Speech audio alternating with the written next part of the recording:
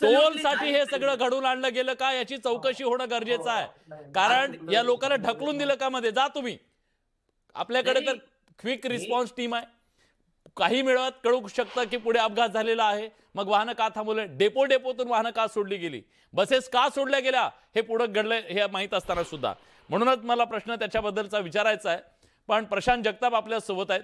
प्रशांतजी, आपण जसं टीका करतोय तो आपला अधिकार आहे टीका करण्याच्या बद्दल, पण माझ्या सहकार्याने मी PCR ला विनंती करतो की एक दृश्य आहे, पोलिसांचं दृश्य आहे, आपण ते पण दाखवूया. खरं तर पोलिसांनी सुद्धा या सगळ्यामध्ये त्यांच्याकडे जे काही साधनं आहेत त्या साधनांच्या मदतीनं लोकांना मदत करण्याचं पोलिसांनी खूप चांगलं मोठं काम केलेलं आहे. जे चांगलं आहे, योग्य केलं, त्याला आपलं चांगलं म्हणूया. पण काय होतं, प्रत्येक वेळेस पोलीस समोर दिसतात, हेच सगळ्या गोष्टींना जबाबदार आहेत, अशा प्रकारची भावना जनमानसात असते. पण असं नाहीये. याच्या मागे खूप मोठी यंत्रणा काम करत असते, त्यांची ती जबाबदारी होती इथे येऊन हे सगळं करण्याची. तर पोलिसांनी जे चांगलं काम केलं त्यांचं आपण कौतुक करूया. कारण जिथं 26 तास, 32 तास, 36 तास माणसं अशी अडकून पडलेली असतील, त्या माणसांसाठी एक पाण्याची बॉटल आणि एक बिस्किटचा पुडा लेकरासाठी जीव वाचवणारा असतो. त्यामुळे या पोलिसांचं आपण निश्चितपणे कौतुक केलं पाहिजे. पण जे चुकले त्यांच्यावर टीका करू. प्रशांत जगताप आपल्या सोबत आहेत. प्रशांतजी, हा जो केऑस निर्माण झाला, हे काही युद्ध परिस्थिती निर्माण झाली होती म्हणून घडलं का? 32 तास 2 शहरं बंद, त्यांचा संपर्क बंद, हे काही प्रचंड मोठा महापूर आला म्हणून घडलं का? नाही. एक टँकर 2 शहरांना 32 तास तोडतो, याला काय म्हणायचं? याच्यातले 3 महत्वाचे मुद्दे या ठिकाणी समोर आलेले आहेत. एक तर म्हणजे या निमित्ताने भारतीय अर्थव्यवस्थेची अब्रूची लक्तर या ठिकाणी जगाच्या वेशीवर टाकली गेली. हा मुद्दा काय पुणे, मुंबई किंवा देशातल्या इतर राज्यांपुरता मर्यादित राहिला नाही, तर जगाने हा तमाशा पाहिला. त्याच्यामुळं श्री नरेंद्रजी मोदी असतील किंवा बाकीचे कोणी नेते असतील, जे आमची भारतीय अर्थव्यवस्था ही जगातली 3ऱ्या क्रमांकाची अर्थव्यवस्था आहे, अशा प्रकारचं जे ढोल वाजवत आहेत, त्या ढोलाची पानं या ठिकाणी फुटलेली आहेत.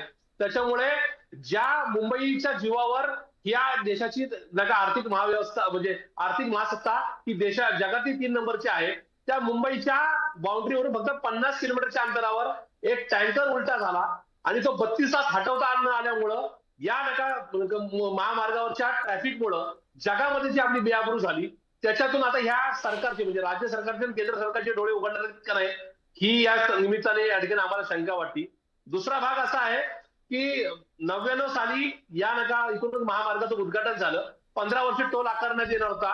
माननीय देवेंद्रजी फडणवीस यांच्या पहिल्या टर्ममध्ये याचं टोलचं कंत्राट संपलं होतं. त्याच्यानंतर सुद्धा ते आज तागायत चालू आहे.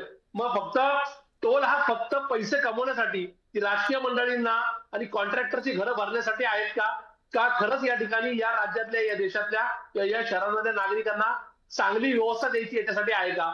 याचं आत्मचिंतन आता सामान्य नागरिक तर करतीलच, पण राज्य आणि केंद्र सरकार करणार आहे का नाही, हा एक प्रश्न आहे. तिसरा महत्वाचा जो विषय होता की एवढा जो टोल नाका दर महिन्याला साधारणतः शेकडो कोटी रुपये पैसे कमवून देतो कॉन्ट्रॅक्टरला, त्या ठिकाणी कुठेही अशा प्रकारची अडचण आल्यानंतर चांगल्या क्रेन्स नाहीयेत, अँब्युलन्स नाहीयेत, पर्यायी व्यवस्था नाहीत, मग आपण यांना टोल चार्जेस आकारण्याकरता का मुभा देतोय, हा प्रश्न चिन्ह निर्माण करणार आहे. आणि त्याच्या पलीकडे जाऊन राज्य सरकार किंवा संबंधित टोल नाक्यात जी कंपनी आहे त्यांना या ठिकाणी अशा प्रकारची व्यवस्था होती की पुण्याची ट्रॅफिक कामिनी घाट मार्गे कोकणातून मुंबईला पोहोचवायची आणि पलीकडच्या बाजूला माळशेज घाटातून या ठिकाणी कर्जत मार्गे परत मुंबईला हलवायची.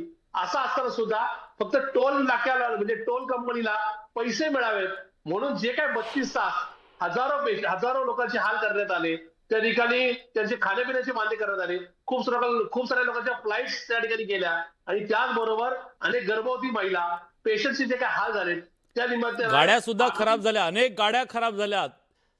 अगदी त्या निमित्ताने या आपण राज्याची अब्रूची लक्तर ही या ठिकाणी या राज्याच्या नाही तर देशाच्या आणि जगाच्या इकडून सगळ्या बाजारामध्ये ती या ठिकाणी चांगली केली. हे मला असं वाटतं की महाराष्ट्रात या देशाचा नागरिक म्हणून माझ्यासारख्याला याचं वाईट वाटतंय.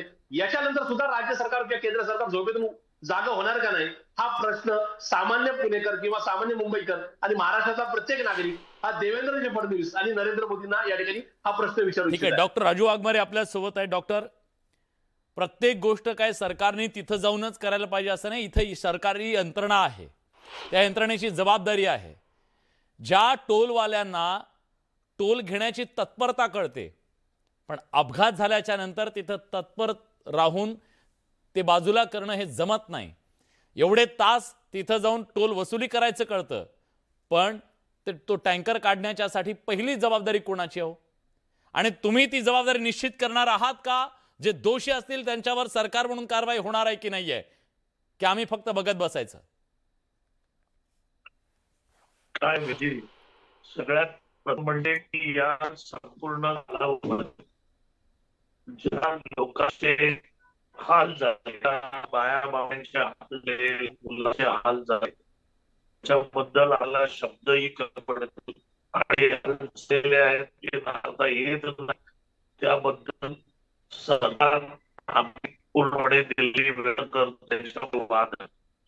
राहिला प्रश्न की जो टँकर पूर्ण झाला, तो टँकर प्रॉफिट या पूर्णपणे या नव्याने भरला हा पूर्णपणे इतकंच वर्षी लागलेला की आग लागली तर एक लोकांपर्यंत याचे ज्वाला डॉक्टर साहेब माफ करा, तुमचा आवाज आमच्यापर्यंत नीट पोहोचत नाही. पुन्हा तुम्हाला कनेक्ट करण्याला मी सांगतो आमच्या टीमला, आणि तुमच्याकडे येतो मी लगेच.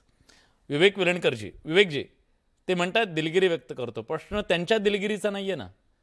प्रश्न ज्यांची जबाबदारी आहे त्या जबाबदारी निश्चित होणार आहे की नाही हा आहे. जबाबदारी निश्चित तेवढीच नाही, अजून एका गोष्टीत पण झाली पाहिजे. दुर्दैवाने हा मुद्दा यातनं निसटून जातोय.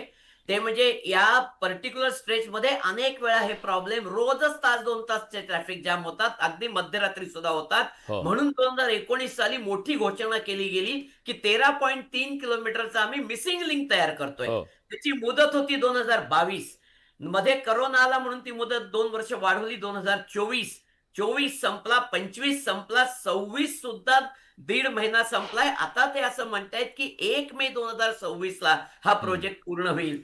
मला सांगावं अतिशय वाईट वाटतंय की 13.5 किलोमीटर, त्याच्यामध्ये फक्त 2 टनेल आणि 2 ब्रिज हे बांधायला आम्हाला 4 वर्ष पुरली नाहीत. इथे मला आठवतोय का 1990 ते 1998 या 8 वर्षामध्ये या सह्याद्रीच्या टेरेनमध्ये कोकण रेल्वे 740 किलोमीटर, 2000 त्यांनी पूल बांधले आणि 90 बोगदे बांधले.